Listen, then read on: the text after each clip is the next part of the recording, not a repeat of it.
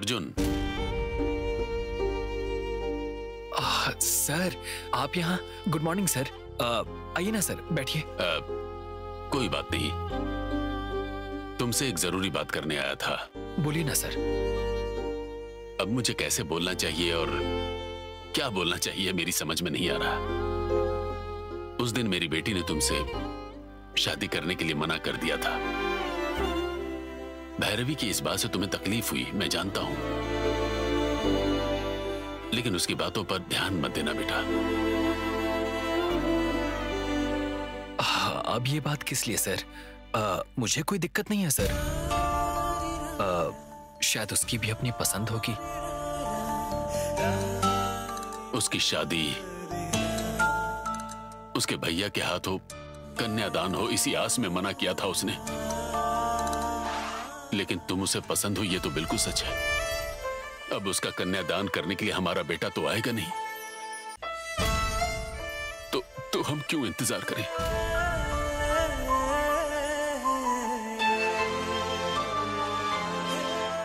Sir आप इस तरह से दुखी।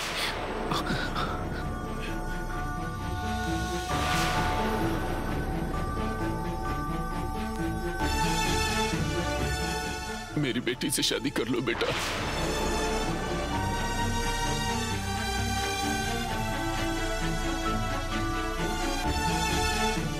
आप अपने बेटे के दुख में हैं सर। ऐसे समय में आप शादी की बात कर रहे हैं। मेरे दुखी होने से ज्यादा पिता होने के नाते मेरी जिम्मेदारी निभाना मेरा कर्तव्य है। यही सोचकर मैंने यह फैसला लिया है। मेरे बेटे को किसने मारा और क्यों मारा है मैं नहीं जानता। मेरी बेटी पर किसने हमला किया यह भी नहीं जानता।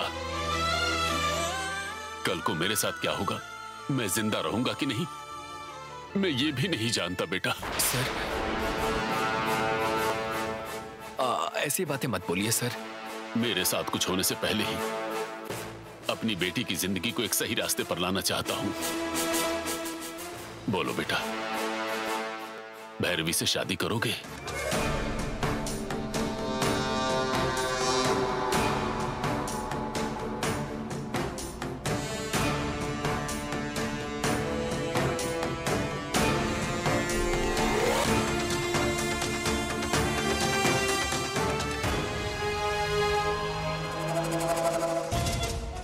आपका बेटा गुजर चुका है सर। ऐसे में आपका इस तरह से सोचना मैं बिल्कुल गलत नहीं मानता सर। लेकिन ऐसी बातें इस तरह के मौके पर करना सही नहीं लग रहा है। आपकी बेटी के क्रियाकर्म होने के बाद इस बारे में बात करेंगे। उसका क्रियाकर्म होने तक कहीं मेरा ही क्रियाकर्म न हो जाए, डर लग रहा है मुझे।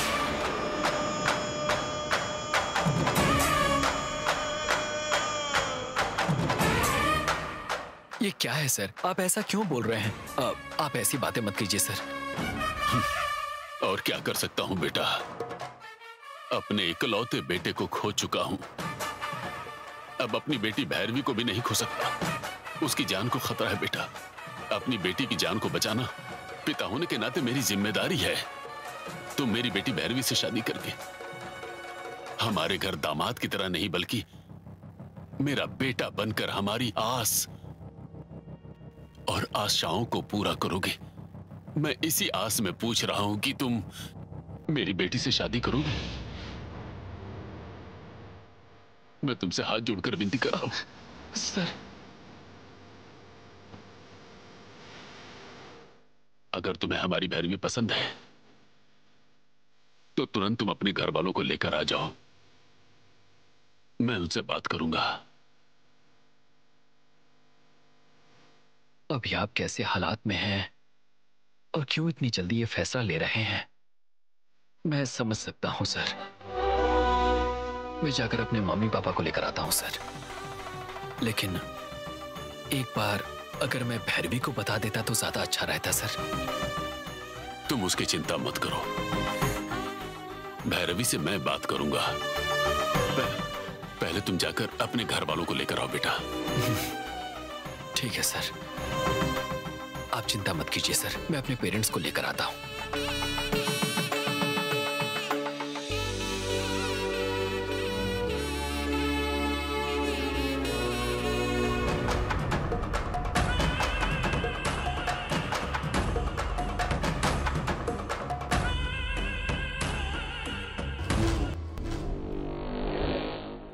क्या हुआ? ऐसे मुंह लटका कर क्यों बैठी हो?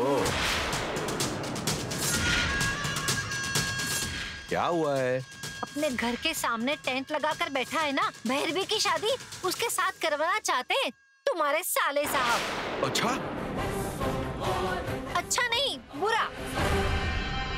मेरे भैया ने और आपकी सास ने सब बातों का फैसला करके सब कुछ तय भी कर लिया है।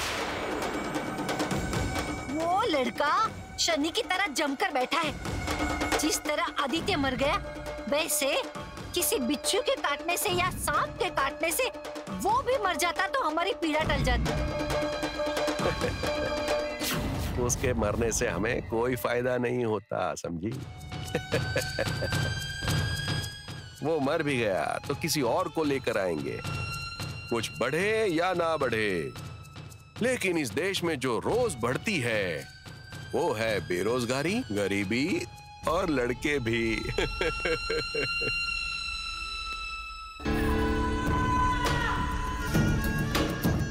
वो नहीं मरना चाहिए, मरना चाहिए तुम्हारा भाई।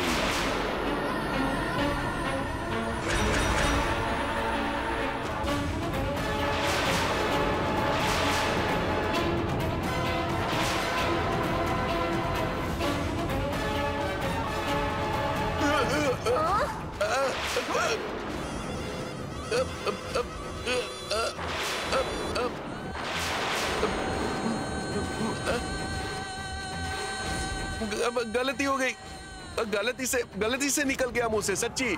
क्या कहा? कुछ नहीं भाग्यवान, कहा ना, गलती से मुंह से निकल गया। क्या कहा? मैं फिर से पूछ रही हूँ। अरे कुछ नहीं, माफ कर दे मुझे। बोलो, क्या कह रहे थे? वो उसे नहीं मरना चाहिए तुम्हारा भाई।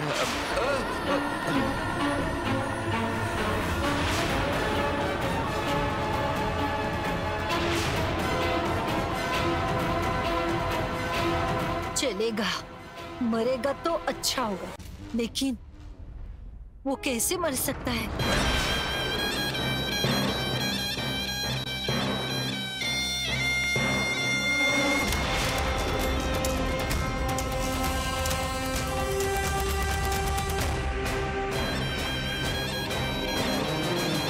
मेरा भाई कृष्णकांत मर गया तो ये घर, ये जायदाद, वो भैरवी, वो मंदिर, सब कुछ हमारा हो जाएगा। बताओ, ये सब कैसे हो सकता है? माता ने चाहा तो सब हो सकता है। माता? ये माता कौन है?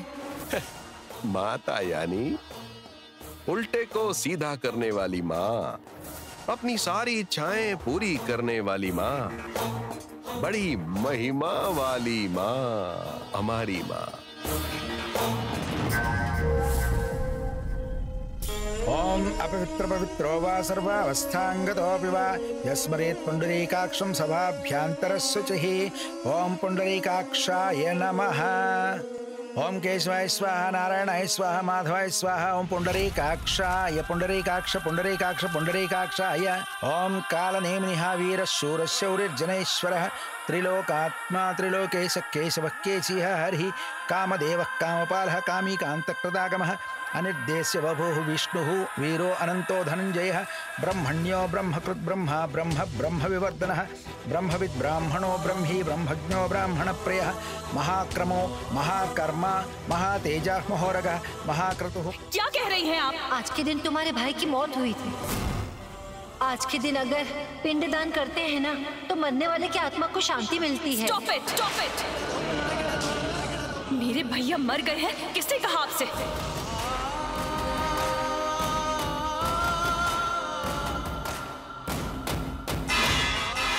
भैरवी,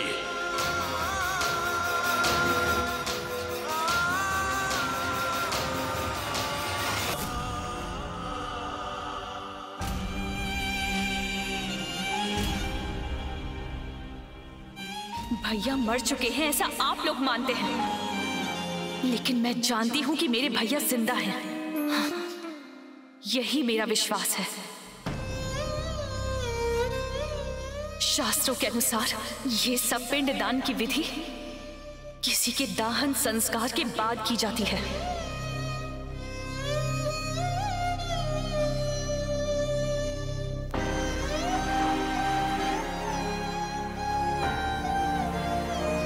और आप कहते हैं कि वो जिंदा नहीं है। आपने भैया का दाहन संस्कार किया?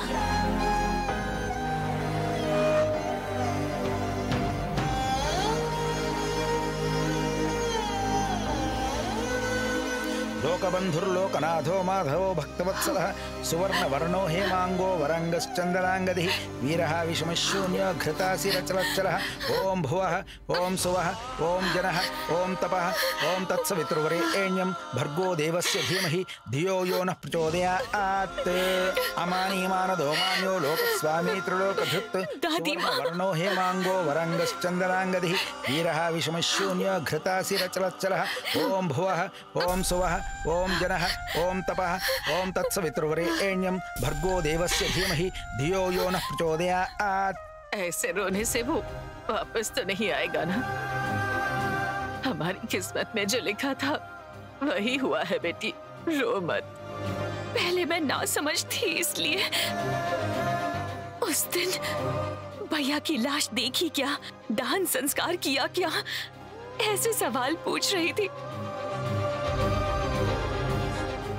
उस दिन में और आज के दिन में क्या फर्क है दादी?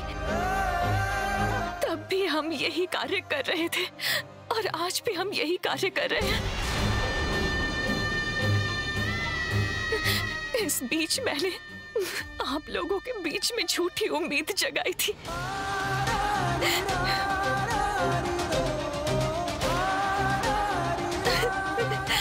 अगर उस दिन मैंने ऐसा ना किया होता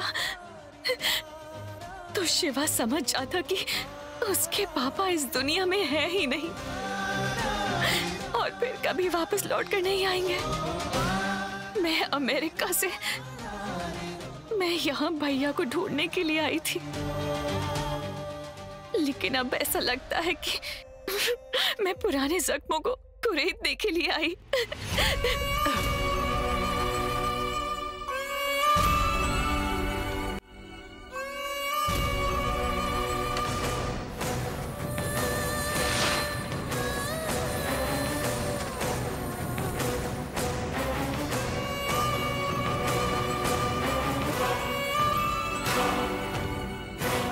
मुझे माफ कर दीजिए पापा।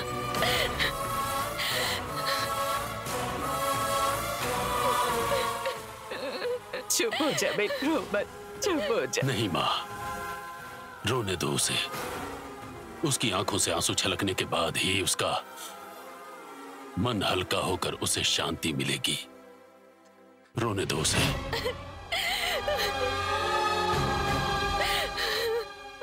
दादी माँ।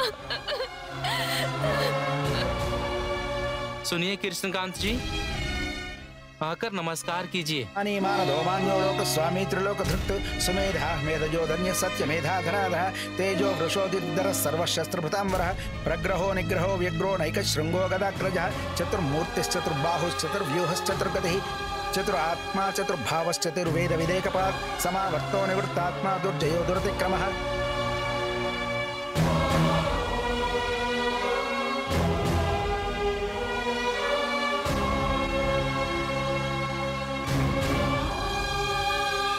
कृष्णकांत जी, ये पिंडी लीजिए और बाहर जाकर गाय को खिला दीजिए।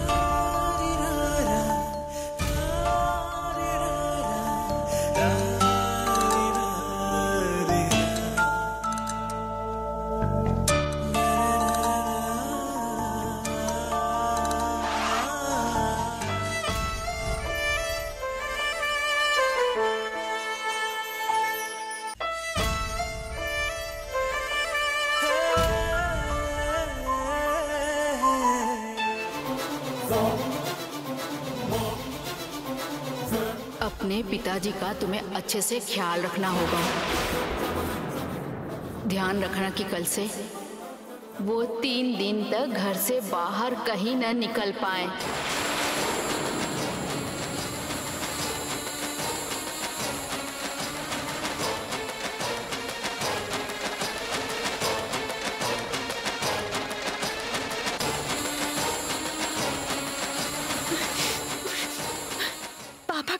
दादी माँ।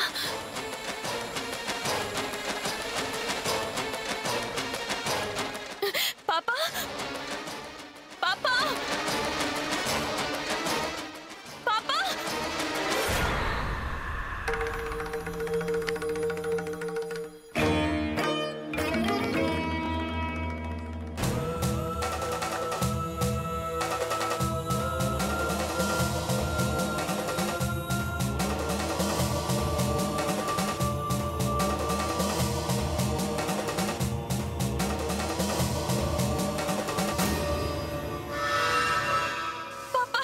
क्या हुआ बेटी? आपको घर से बाहर जाने के लिए मना किया है ना पापा, तो फिर क्यों जा रहे हैं आप?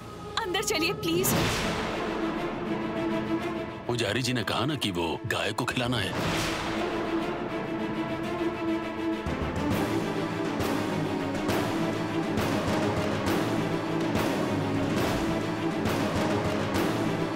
वो सब मैं नहीं जानती पापा, आप अंदर चलिए बस।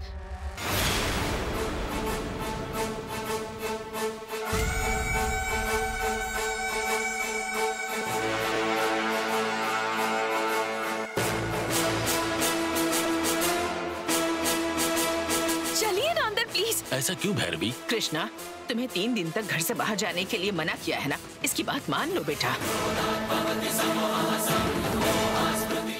तुम ये कार्य ध्यान से करवा लेना। जाओ प्लीज अंदर चलिए पापा। तुम्हारे पापा कहीं नहीं जाएंगे, तुम चिंता मत करो, चलो।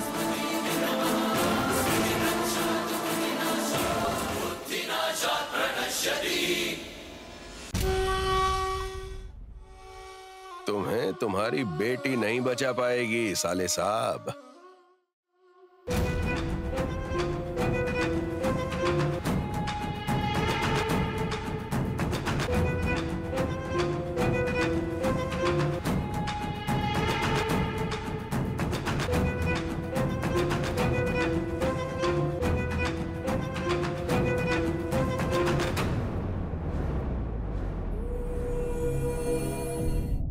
सर,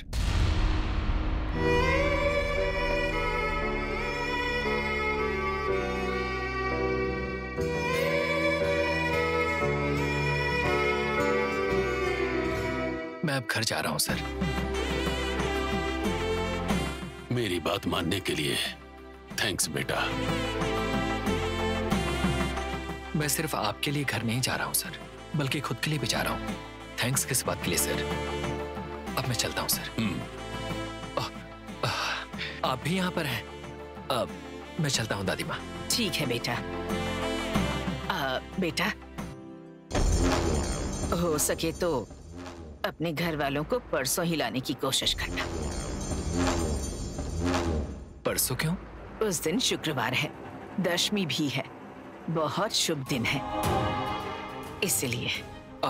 ठीक है दादी माँ, घर वालों से कह दूंगा।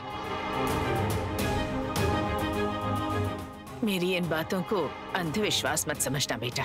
हम बुजुर्ग चाहते हैं कि हर काम अच्छे से हो, उसमें किसी तरह की बाधा ना आ जाए, यही हमारी सोच होती है, इसलिए। सबकी भलाई सोचना गलत नहीं है दादी माँ। अच्छा ठीक है।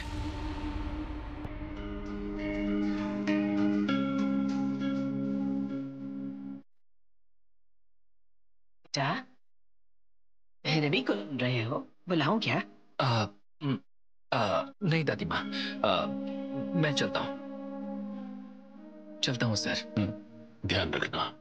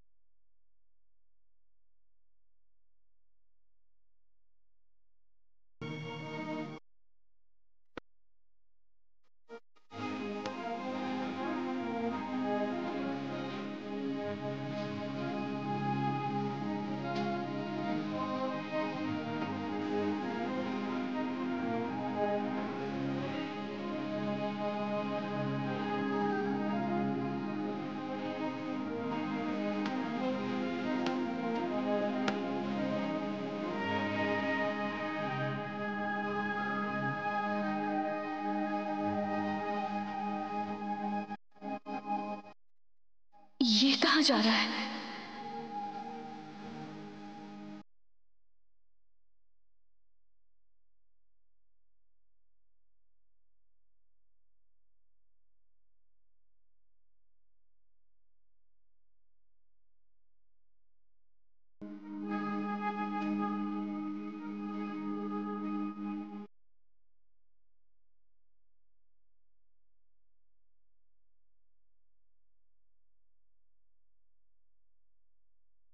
अर्जुन, अर्जुन, अर्जुन।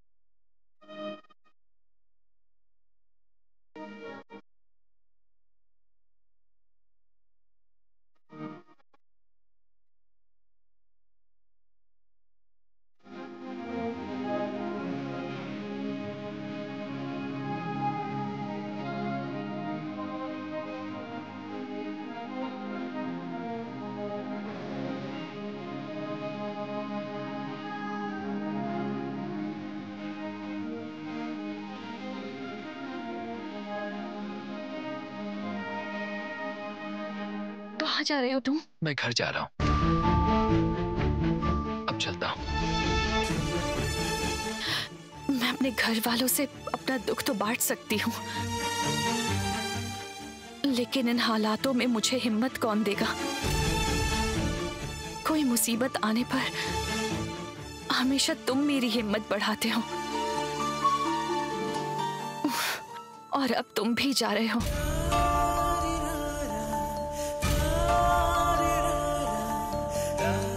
मैं यहाँ पर तुम्हारे लिए आया हूँ। मैं तुम्हें छोड़कर कैसे जा सकता हूँ? तुम्हारी मांग में सिंदूर भरकर पूरी जिंदगी तुम्हारे साथ रह सकूं, इसीलिए घर जा रहा हूँ भैरवी। भैरवी, मैं बस एक दिन के लिए जा रहा हूँ। परसों तक मैं वापस आ जाऊंगा। तुम घबराओ मत।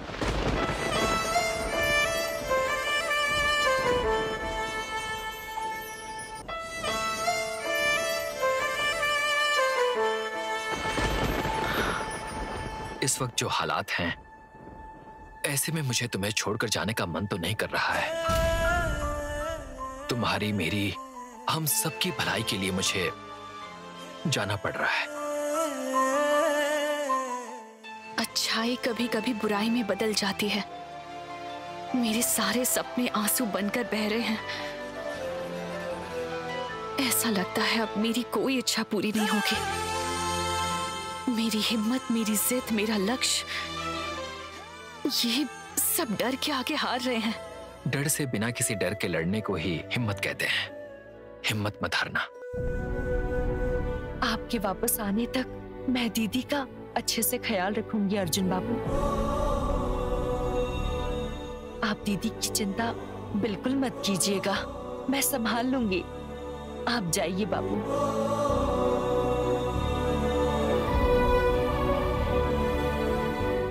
अब मैं चलता हूं।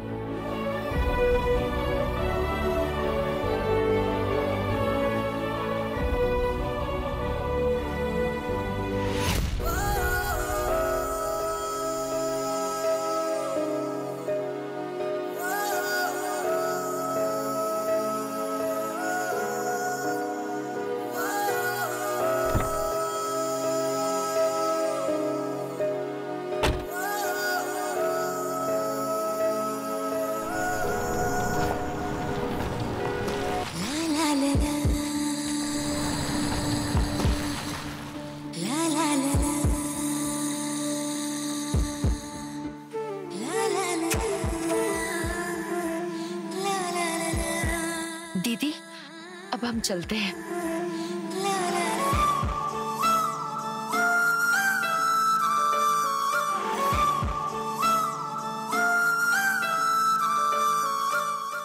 मल्ली, हाँ, अभी आई माँ जी।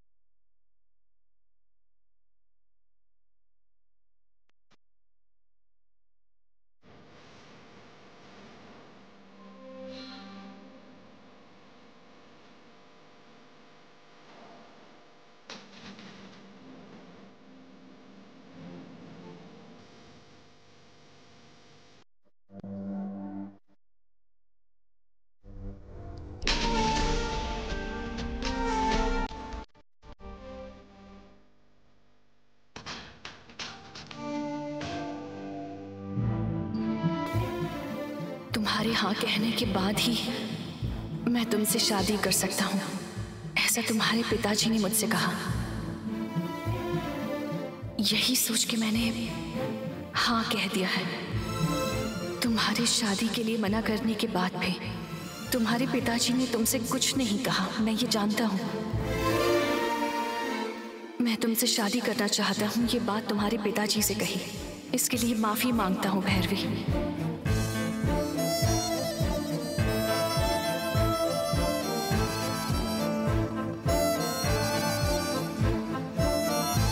दोबारा तुम्हारे पिताजी ने वही बात पूछी, इसलिए मैं हमारी शादी की बात करने के लिए मेरे परिवार को लाने अपने घर जा रहा हूँ।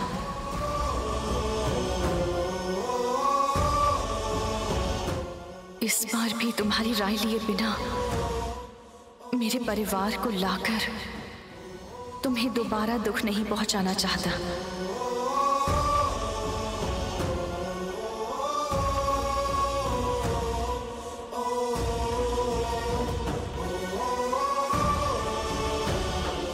मैं हमेशा तुम्हारी खुशी चाहता हूं, तो मैं तुम्हें दुखी कैसे कर सकता हूं? इसीलिए तुम्हें ये शादी मंजूर है या नहीं, ये जानने के लिए मैंने ये खत लिखा है। अगर मेरे पेरेंट्स को लाना तुम्हें मंजूर है तो हाँ, अगर मंजूर नहीं है तो ना लिखकर मुझे मैसेज कर देना। तुम्हारा जो भी जवाब होगा उसे मैं स्वीकार कर लूंगा। तुम्हारा अर्जुन।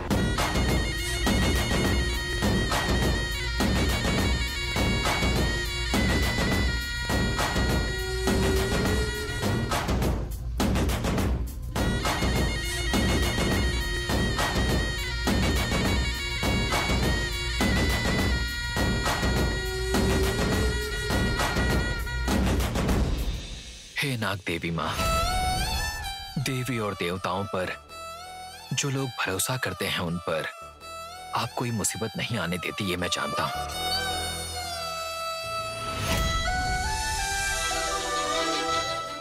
उनके साथ जो हुआ उस वजह से वो लोग आपसे नाराज हैं।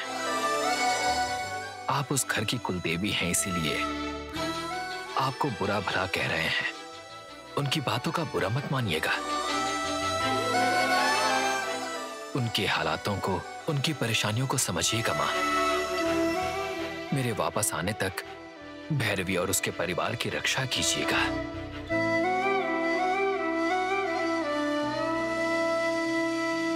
उन लोगों को कुछ नहीं होने देंगे। इसी विश्वास के साथ मैं यहां से जा रहा हूं माँ।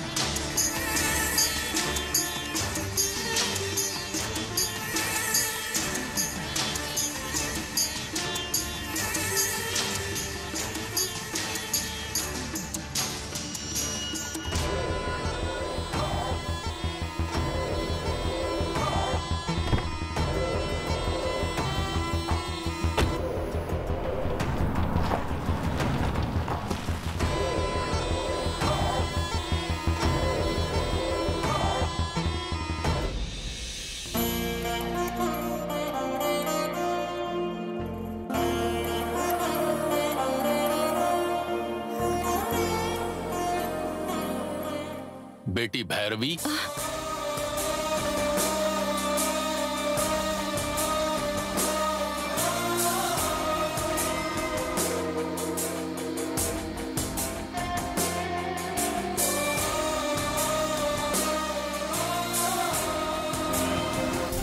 पापा, तुमसे कुछ बात करनी है बेटी। बैठो बैठो बेटी।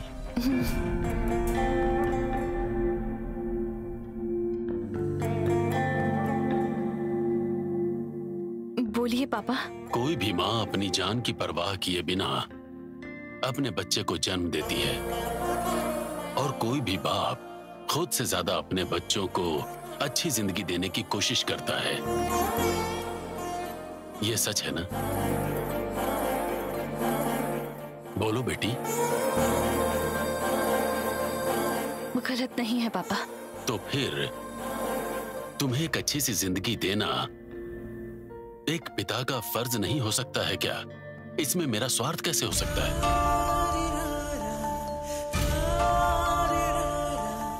बच्चों द्वारा अपने माँ बाप के फर्ज का सम्मान करना गलत कैसे हो सकता है?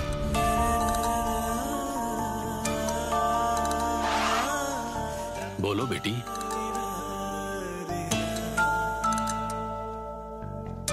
आप ऐसा क्यों बोल रहे हैं? गलत नहीं है, इसलिए तुम्हारी शादी करवा के अपना फर्ज निभाना मैं चाहता हूं।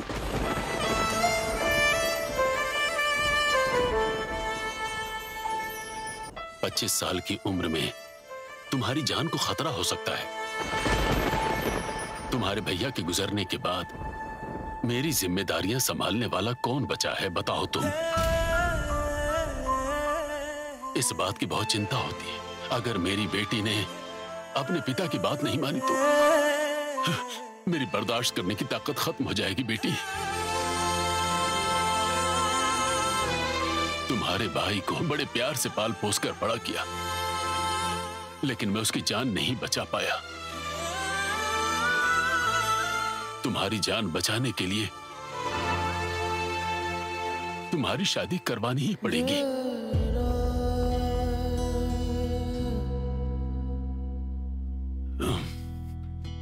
हालात को देखते हुए कुछ कह नहीं सकता कि क्या होगा, कौन कैसे जाएगा, कब जाएगा।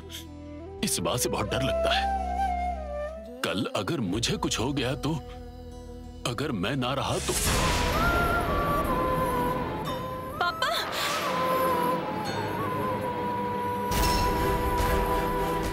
आप ऐसा क्यों बोल रहे हैं? तुम पिताजी की इज्जत करती हो तो शादी कर लो बेटी। अर्जुन बहुत अच्छा लड़का है।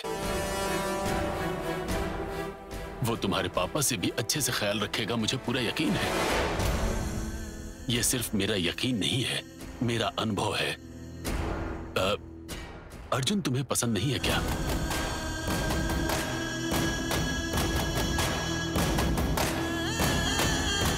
अर्जुन पसंद नहीं है तो मैं किसी और को लेकर आता हूं।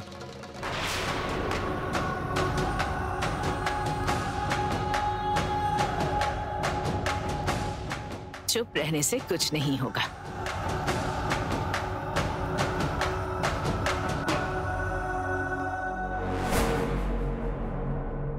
अर्जुन अच्छा लड़का है पापा।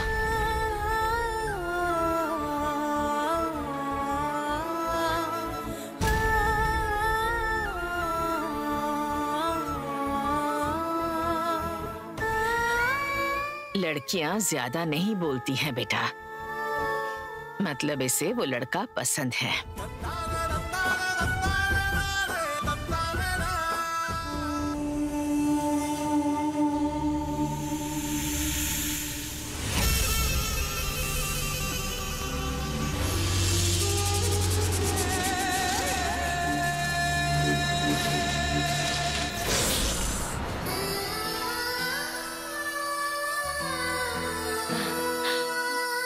मैं आपको एक शुभ समाचार देने यहाँ आई हूँ स्वामी। अर्जुन सर्पगृह के पास आया। वो किस लिए? उसके वापस लौटने तक भैरवी और उसके परिवार की रक्षा करने के लिए नाग देवता से विनती करने आया था। उसे उनके परिवार की बहुत फिक्र है और इस समय उसे परिवार के साथ रहना चाहिए। वो कहाँ जा रहा है? कृष्णकांत जी ने अर्जुन और भैरवी की शादी करने का फैसला किया है। शादी की बात करने के लिए अर्जुन अपने परिवार को लाने के लिए अपने घर गया है।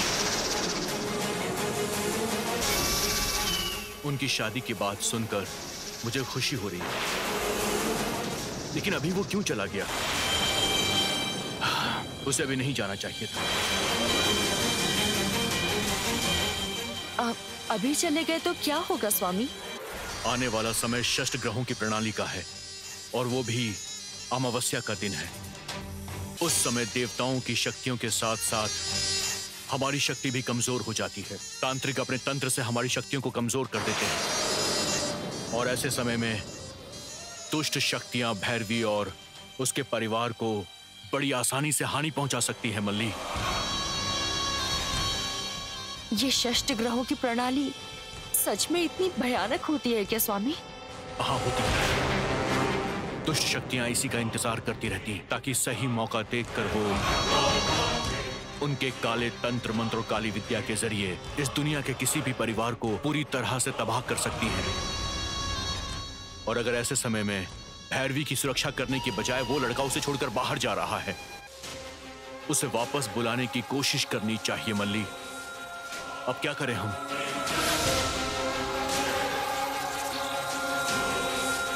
शिवजी की आज्ञा के बिना एक पत्ता भी नहीं हिल सकता।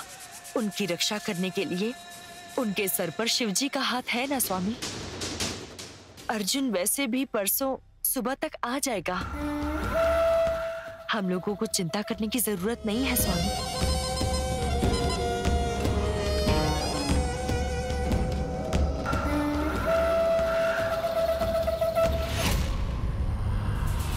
सच में? कैसे?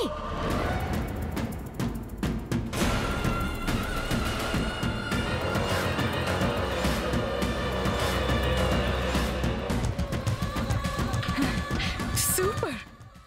वो विकेट चला गया तो मैच हमारे हाथ में आ जाएगा। माता, माता, अब आपको ही कुछ करना होगा माता। क्या हुआ? मेरा साला कृष्णकांत अपनी बेटी भैरवी की शादी मेरे बेटे से करने की बजाय किसी और के साथ कर रहा है माता। अगर वो शादी हो गई ना तो मेरा उस घर पर कोई हक नहीं रहेगा माता। नौकर और मुझ में कोई फर्क नहीं रहेगा। मेरे साले का नौकर बनने से तो अच्छा है कि मैं मर जाऊं माता। तुम्हारी मौत से देश को नुकसान नहीं होगा। वैसे मरना तो पड़ेगा ही, पर तुम्हें मरने की जरूरत नहीं है। मैं यहाँ तुम्हारी बातें सुनने नहीं आया हूँ। मैं तो यहाँ माता से सलाह मांगने आया हूँ।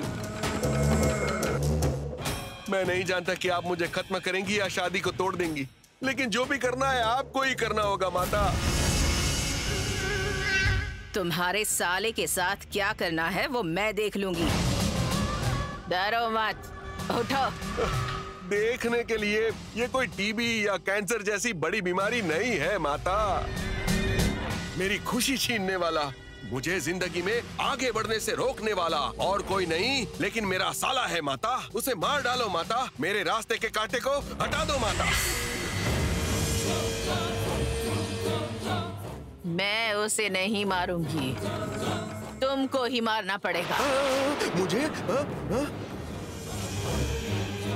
मैं मारूं? हाँ, तुम।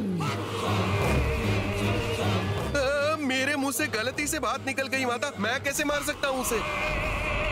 पहली बार कोई भी इसी तरह डरता है। एक बार सीख जाओगे तो दूसरी बार आदत हो जाएगी। खत्म कर दो। ये क्या बोल रही हो तुम? ये क्या कह रही है माता आप? खत्म कर दो कह रही हूँ ना, समझ में नहीं आया क्या? तो मुझसे ये काम नहीं होगा। नहीं कर पाऊंगा मैं नहीं कर पाऊंगा माता। मैं नहीं कर पाऊंगा। इतना क्यों डर रहे हो तुम? तुम्हारे पीछे हम हैं ना। हाँ? आने वाली अमावस्या के दिन षष्ठ ग्रह प्रणाली में मेरी सारी शक्तियां और मजबूत होंगी। उस दिन मेरी शक्तियों को दैवीय शक्तियां भी नहीं रोक पाएंगी। तुम्हारे जीजा की मौत का मुहूर्त भी उसी दिन है।